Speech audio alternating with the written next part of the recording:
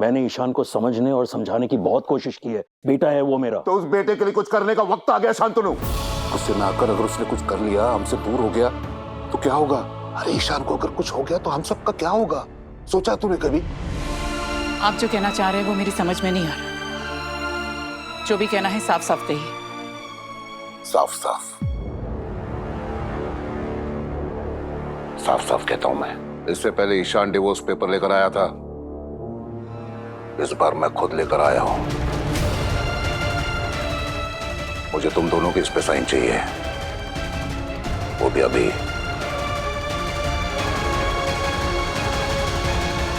आप फिर से वही बातें कर रहे हैं? करनी पड़ रही है, मजबूरी है ना शांतनु।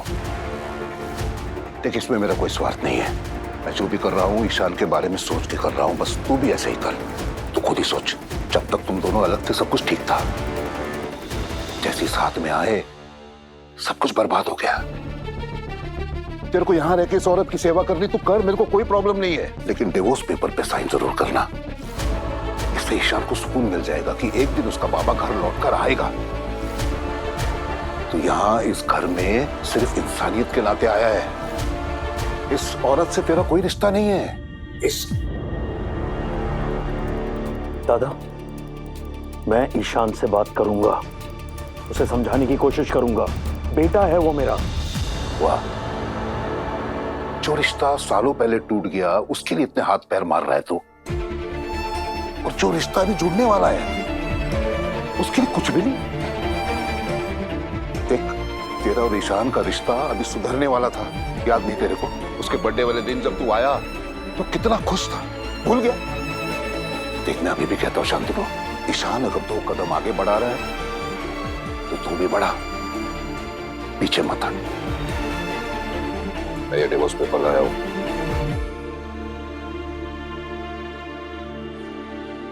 मैंने डिवोर्स के पेपर्स फिर से बना लिए शांतनु। अब देखना यह है कि तुम दोनों को खुद की चिंता है या ईशान की भी फिक्र है। सोचना तो मैं है शांतनु।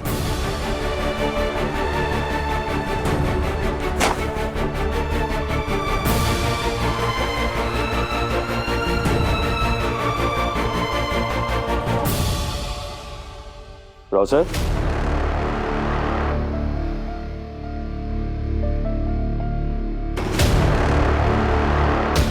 ये जानकर बड़ी खुशी हुई है कि आपको ईशान की चिंता है, लेकिन उसकी फिक्र हमें भी है। हम उसके माँ बाप हैं, वो हमारा बेटा है। आज अगर ईशान डिप्रेशन में है तो उसके अंदर गुस्से की वजह से, उसके गुस्से को शांत करने के लिए मुझे ईशा को डिवोर्स देने की जरूरत नहीं है। अगर बच्चा जिद कर रहा है तो उसे समझाया जाता है, ना कि उसकी जिद को और बढ़ावा देके उसे और जिद्दी बनाए। वो मेरा बेटा है, समझाऊंगा उसे, उसके साथ भी रहूंगा, लेकिन उसके लिए मुझे ईशा को छोड़ने की कोई जरूरत नहीं है। तो ये मेरा आखिरी फैसला है।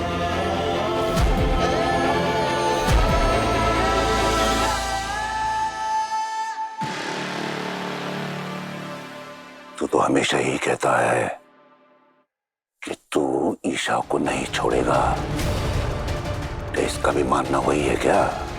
तो ये भी तुझे कभी नहीं छोड़ेगी? मैं हमेशा के लिए तो भोसलेवाड़े में नहीं रहने वाली। मैं कहाँ डिवोर्स पेपर साइन करूंगी?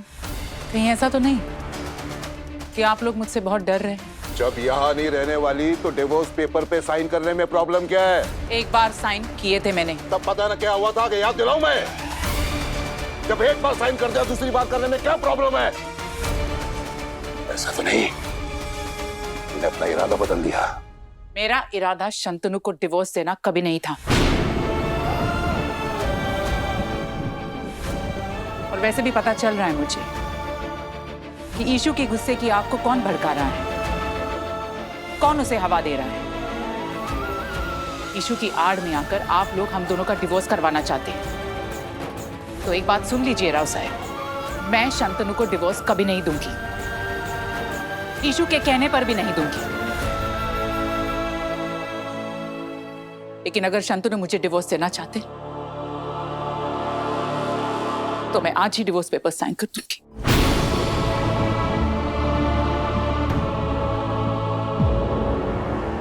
ना तो तू शांतनु को डिवोर्स देगी और ना ही ईशान को चैन से जीने देगी। अरे मेरे भाई की जिंदगी बर्बाद कर दी तूने, अभी ईशान की बर्बाद करने जा रही है। जब सब कुछ खत्म हो जाएगा ना, तो खड़े खड़े तमाशा देखना। एक शब्द नाही ऐकायचं मला, गप्प बस। दुनिया बीवी को ईशान की कितनी चिंता है देख लिया मैंने, समझाने आया था, लेकिन कोई फायदा नहीं है। मेरी बात कान खोल के सुन ले, इन डिवोर्स पेपर पे साइन करके जब तक तू घर पे नहीं आता, तब तक हम दोनों के बीच कोई बातचीत नहीं होगी, समझ ला?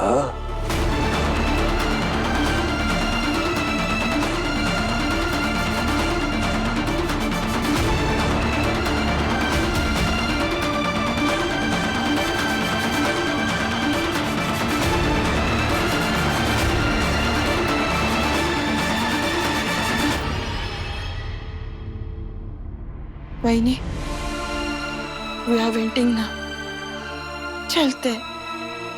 काळजी घे। आप लोग अपना ख्याल रखिएगा। सुखी रहा बाळ।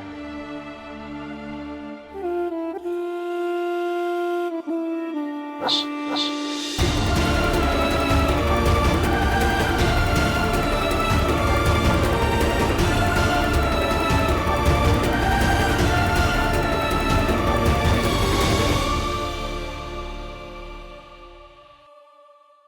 मैंने तुम्हारी जिंदगी बर्बाद की।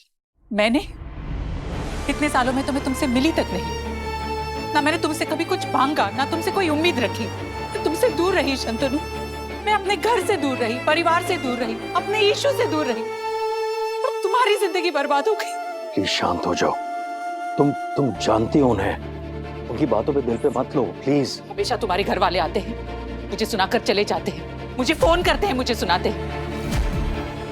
अब तुम कह रहे हो कि मुझे बुरा नहीं लगना चाहिए? अगर वो मुझे सुनाते हैं तो तुम चुपचाप क्यों खड़े रहते हो? ऐसा कुछ नहीं है। ऐसा ही है, ऐसा ही है शांतनु। अगर मैं तुम्हारी जगह होती ना, तो आज मैं राव साहब से कहती इसमें ईशा की कोई गलती नहीं। मुझे लगता था कि तुम मुझे समझते हो। बरसों पहले मैंने जो डिसीजन लिया उसे तुम समझते हो, लेकिन नहीं। जब ऐसा कुछ होता है ना, तो तुम भी उन्हीं की तरह सोचते हो, नहीं, उन्हीं की तरह बन जाते हो। नहीं, मैं तुम्हारे बारे में ऐसा कभी नहीं सोचता। अब मैं बहुत थक चुकी हूँ, अब मुझसे सहन नहीं हो रहा शांतनु। वैसे भी मैं अपने बच्चे से दूर हूँ, पर अब मुझे कोई फर्क नहीं पड़ता। मैं आज ही साइन करके खत्म कर दी हूँ सब कुछ। Isha, stop it. छोड़ो, लीव इट। छोड़ो। Isha, just stop it, okay?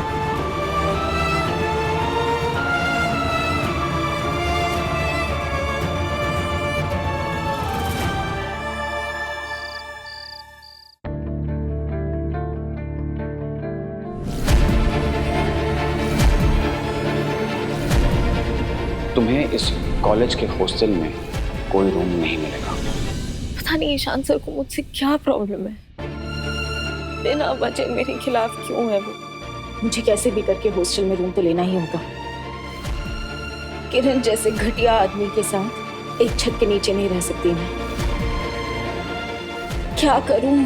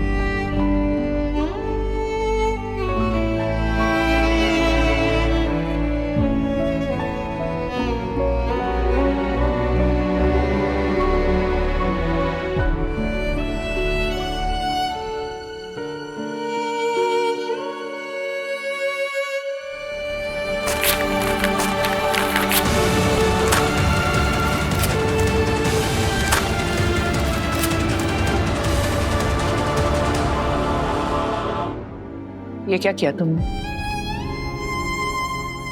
मैंने अपना स्टैंड क्लियर किया। मेरी बीवी हो तुम, और हमेशा रहोगी। अपनी पूरी जिंदगी में मैंने सिर्फ तुमसे प्यार किया ईशा, और मरते दम तक भी तुमसे ही प्यार करता रहूंगा। तुम्हें रामटेक जाना है ना? जाओ। जिंदगी में मुझे फिर से कभी फोन मत करना, कभी मुझसे बात मत करना। कोई बात नहीं, लेकिन मेरी फीलिंग्स तुम्हारे लिए वही रहेगी। और हमारे इशू का क्या? मैं नहीं चाहती शंतनु कि हमारे किसी भी डिसीजन से इशू को तकलीफ हो। मेरी वजह से बचपन से बहुत कुछ सहा है उस बच्चे। मैं नहीं चाहती कि वो सारी बातें दोबारा उसके साथ। हमारे बेटे से मैं बात करूंगा, समझाऊंगा उसे। ईशा, सब ठीक हो जाएगा। I promise Isha, I promise.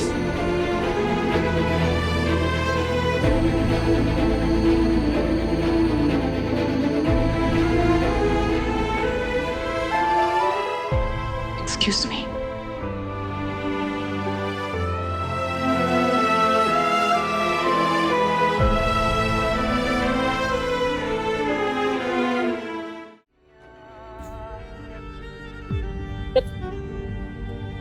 क्या कर रहा है ये?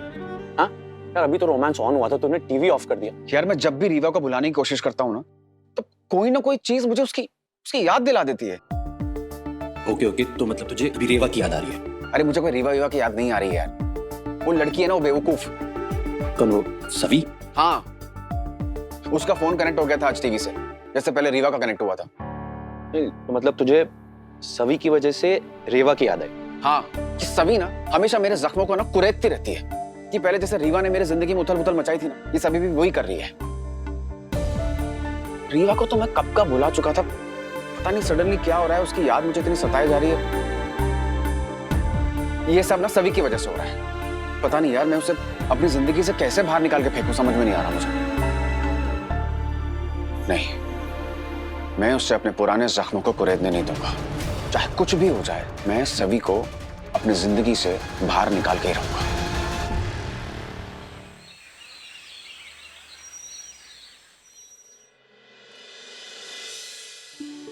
सवी, ये सब क्या है? मेथी के लड्डू, और जाने से पहले गोंद के लड्डू और ड्राई फ्रूट का मिक्स भी बनाकर ही जाऊंगी, ताकि आपको मेहनत ना करनी पड़े। एक और बात, फ्रिज पे ना मैंने खाने पीने का पूरा टाइम टेबल लगाया है, प्लीज उसे फॉलो करना। हर 2 घंटे में ना कुछ खाते रहना। मैंने आपको मैसेज भी किए योगा की लिंक्स, योगा भी करना, प्रेगनेंसी में ना बहुत फायदेमंद होता है, ठीक है? प्लीज कुछ मत भूलना। जब इतना सब कर रही है, इतनी टेंशन ले रही है मेरी, क्यों जा रही है? ताई, मैंने आपको बताया ना कि मुझे क्यों जाना है। मुझे तो अभी ये टेंशन हो रही है कि पता नहीं हॉस्टल में रूम मिलेगा भी या नहीं मिलेगा। पता नहीं ईशान सर और कमेटी मेंबर्स ने क्या डिसीजन लिया होगा। मुझे ना ये सब बिल्कुल अच्छा नहीं लग रहा है। सभी हम एक ही शहर में होते हुए भी तू मेरे साथ नहीं होगी अब। तो क्या हो गया ताई? भले हम एक साथ नहीं रह रहे, लेकिन एक ही शहर में, तो जब मन करेगा तब मिलेंगे। नहीं सभी, मुझे ताई, टेंशन लेना छोड़ दो। क्यों लेते हो इतना टेंशन? टेंशन तो होगी ना सभी। अब तो चली जाएगी तो मेरा इतना ख्याल कौन रखेगा? मैं हूं ना, मैं आपका ख्याल रखूंगी। चलो मुंह मत लटकाओ, अच्छी सी स्माइल दो। Come on baby, show me that pretty smile. जी, अच्छी वाली स्माइल दो ना। ये हुई ना बात। मैं जाऊं, मीटिंग के लिए लेट हो रहा है मुझे। ये पैक कर देना प्लीज। बाय।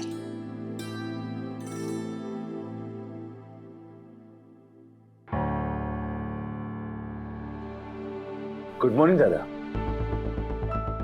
Good morning. आज कॉलेज की कैसे याद आ गई शांतनु सर? निशी का मैसेज आया था कि आज कमेटी मीटिंग है, इसलिए आया।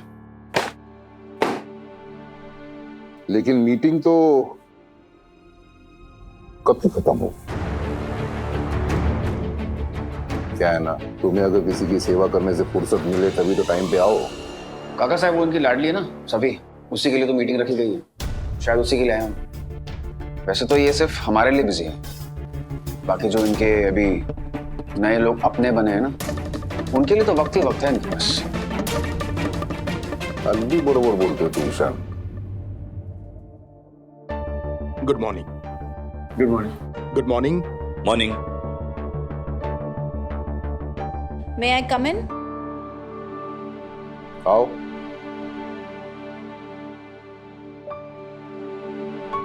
Good morning. मिस सवी चौहान, तुम्हारी एप्लीकेशन मिली हमें, लेकिन बड़े अफसोस के साथ कहना पड़ रहा है कि हम कॉलेज के हॉस्टल का रूम तुम्हें अलॉट नहीं कर सकते हैं।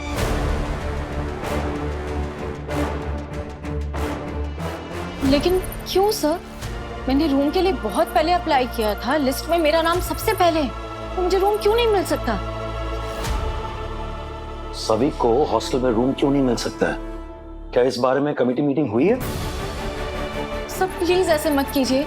अगर हॉस्टल में रूम नहीं मिला तो मेरे पास रहने की और कोई जगह नहीं है और मजबूरन रामटेक जाना पड़ेगा मुझे। नहीं, सभी रिलैक्स, एक मिनट। तो सर, सभी को कमरा ना मिलने की वजह जान सकता हूं? वजह जानने से पहले इसके बारे में कुछ चीजें जान लीजिए आप। किस बारे में? इसके कैरेक्टर के बारे में। क्या? मेरा कैरेक्टर बीच में कहां से आ गया? आप कहना क्या चाहते हैं? क्या है ना सभी चौहान, कुछ बातें इस मीटिंग में हम डिस्कस नहीं कर सकते। हमने यहाँ तुम्हें सिर्फ इसलिए बुलाया है, सिर्फ अपना फैसला सुनाने के लिए, और कुछ नहीं। और वजह जानने की जिद मत करो तुम। नहीं सर, मुझे रूम क्यों नहीं मिल सकता ये जानने का पूरा हक है, खास करके तब जब बात मेरे कैरेक्टर पर आ गई।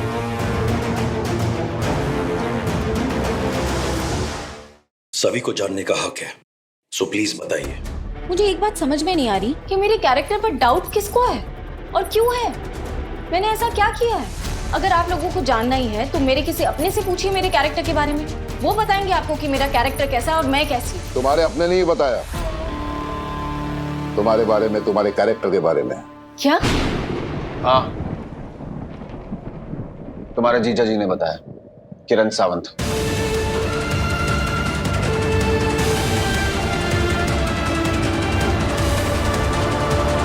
जीजू यहाँ आए थे? ओ मिस सवी चौहान,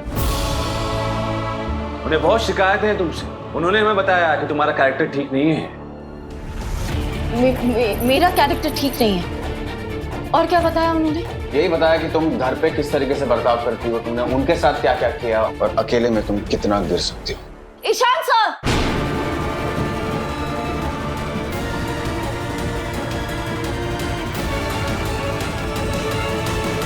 सभी चौहान, सभी, आवाज नीचे। एक मिनट। सभी प्लीज रिलैक्स। देखो, मुझे भी नहीं पता यहाँ क्या हो रहा है, लेकिन ये बातें हम यहाँ नहीं कर सकते। तुम प्लीज थोड़ी देर के लिए बाहर जाओ, मैं बाहर आके तुमसे बात करता हूँ। बिल्कुल भी नहीं सर, बात यहाँ मेरी हो रही है। मुझे पूरी बात जानने का हक है, मुझे जानना है उन्होंने और क्या बोला था। उन्होंने यही बताया कि जब तुम्हारी बहन घर पर नहीं थी तब अकेले में तुमने अपने जीजा जी के साथ जबरदस्ती करने की कोशिश की।